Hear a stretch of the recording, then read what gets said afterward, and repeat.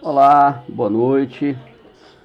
Uma alegria muito grande estar aqui mais uma vez para juntos falarmos um pouco sobre a palavra de Deus. Momentos tão especiais esse que nós dedicamos a conhecer um pouco mais da palavra de Deus e juntos nós aprendermos essa palavra tão maravilhosa que pode transformar a nossa vida. Transformou a minha vida, eu sei que pode transformar a sua também.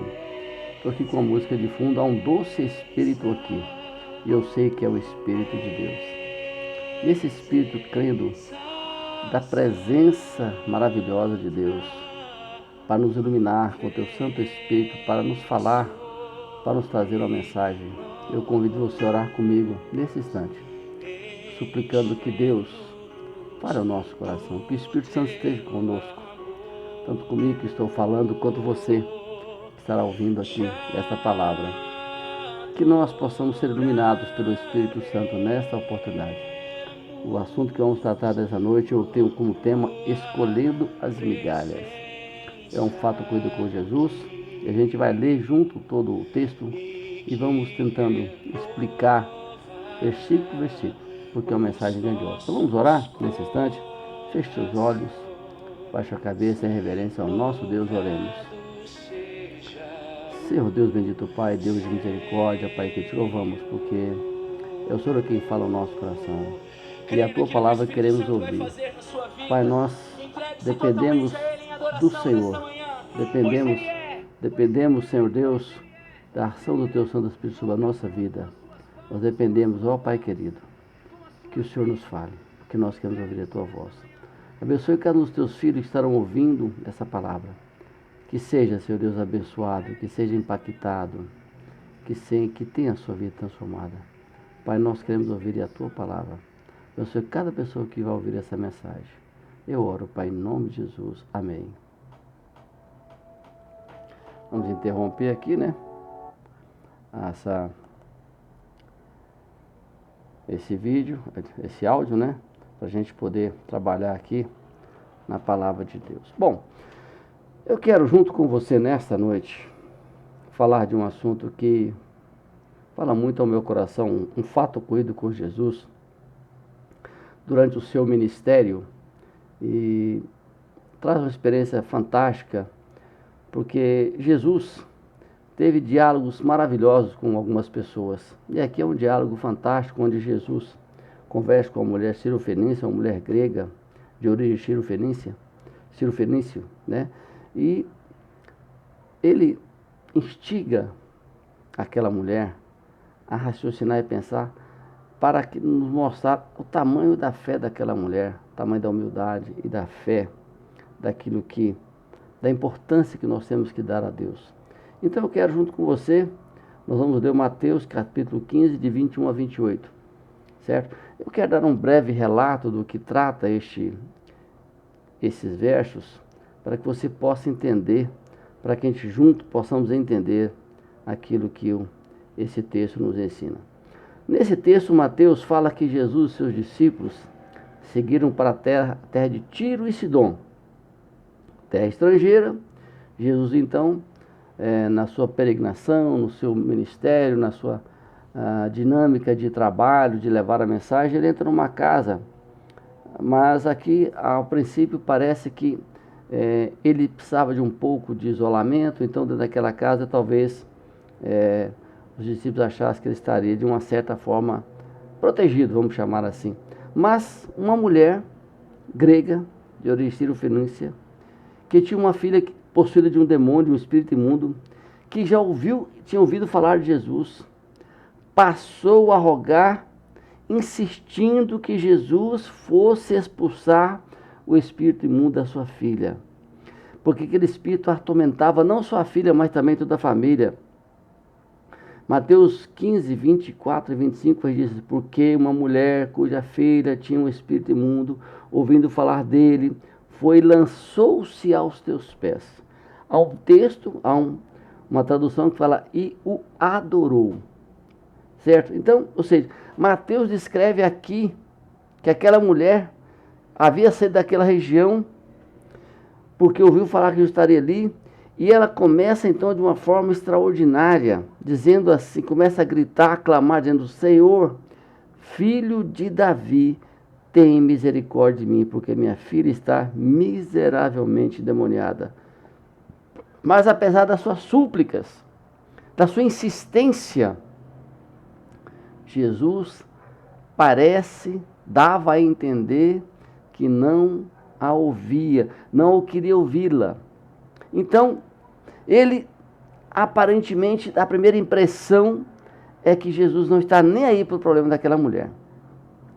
Diferentemente de outros que ouviram falar de Jesus, aquela mulher faz uma declaração fantástica, maravilhosa, verdadeira e divina. Que declaração é essa, pastor? É dizer assim: Senhor, filho de Davi. Isso aqui é uma declaração messiânica. É um título messiânico, porque Senhor, filho de Davi está se referindo ao Messias, porque havia a promessa que da raiz de Davi viria o Messias. Né? Então, ela faz uma declaração tremenda. Ela reconhece, primeiro, Jesus como Senhor.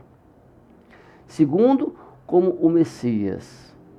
Portanto, amados irmãos, é nesse espírito de que Jesus é o Senhor, que Ele é o Messias, que eu quero, junto com você agora, ler o texto de 21 a 28. E juntos nós vamos tentando explicar, para que a gente possa entender a grandeza dessa palavra tão importante. Por que do tema escolhendo as migalhas? Porque muitas vezes, sendo crentes ou não, transformados ou não, escolhemos as migalhas, deixando o banquete grandioso que Jesus tem para nós, para ficar com as migalhas. Veja o texto, vamos lá. Verso 21 do capítulo 15 de Mateus. Jesus, partindo dali, retirou-se para os lados de Tiro e Sidom. Jesus estava deixando a região de Genezaré. Esse é agora para o outro lado do mar da Galileia, onde havia essa região aqui, próximo dessa região, onde era uma região que não era dominada, era dominada por pessoas de origem grega, cirofenícia. Então, era uma terra onde havia muito estrangeiro. Então, Jesus foi... Verso 22. E eis que uma mulher cananeia, que viera daquelas regiões, clamava. Olha só, veja bem. Aqui explica que essa mulher era uma cananeia, não era, ela era uma grega, da sua origem cirofenícia, né? O texto fala isso. Então ela começa a clamar, a gritar: Senhor, olha só, reconhecendo Jesus como Senhor, filho de Davi, reconhecendo que Jesus era o Messias, tem compaixão de mim. Olha só a coisa extraordinária.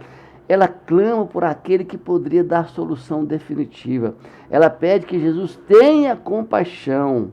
Ela fala: minha filha está horrivelmente endemoniada. Ou seja, a situação era dramática, era terrível. Era uma situação de um desconforto, de uma angústia, de uma possessão demoníaca terrível.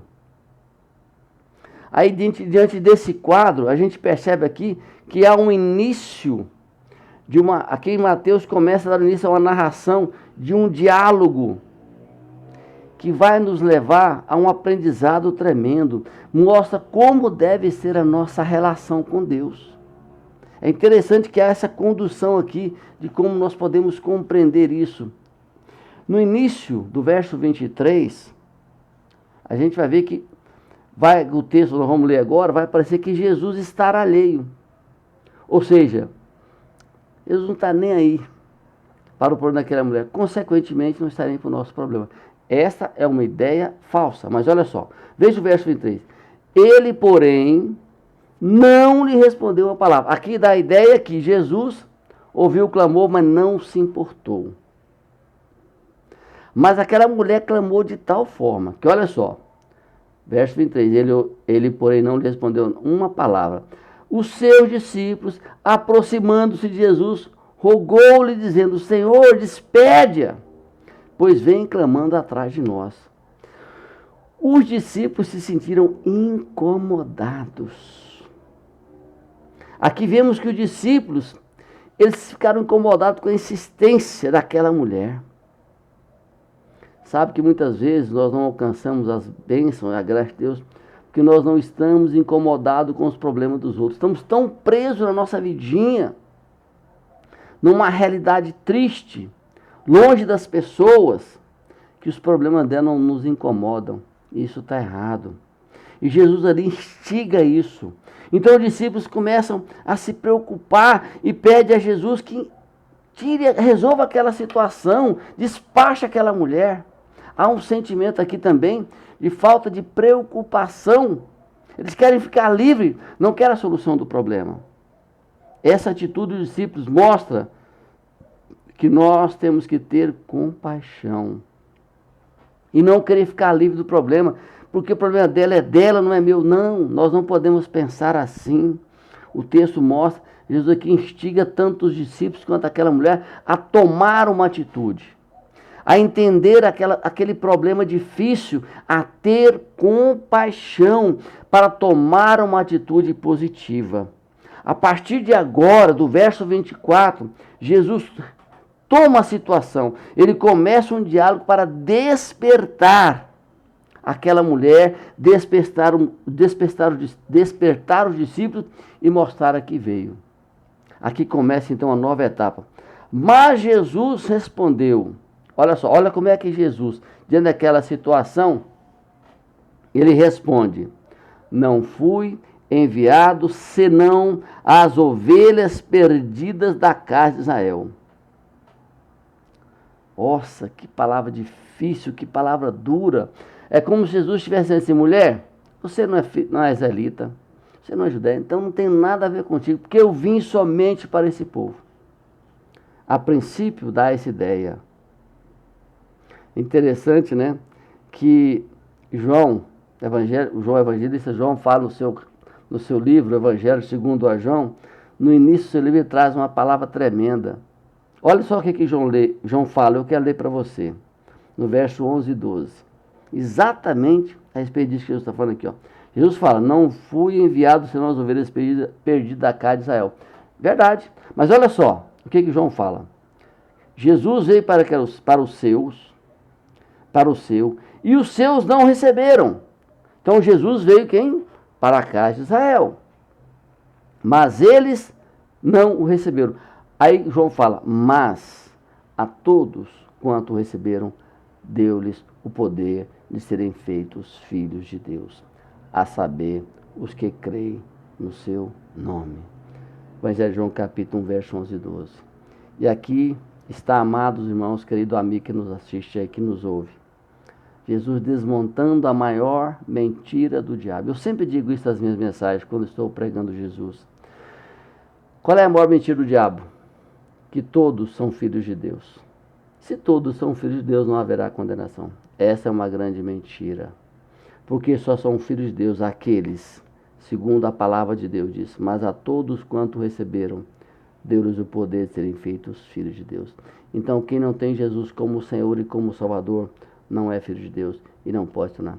Por isso que essa mulher fala: Senhor, reconhece Jesus como seu filho de Davi, reconhece Jesus como Messias.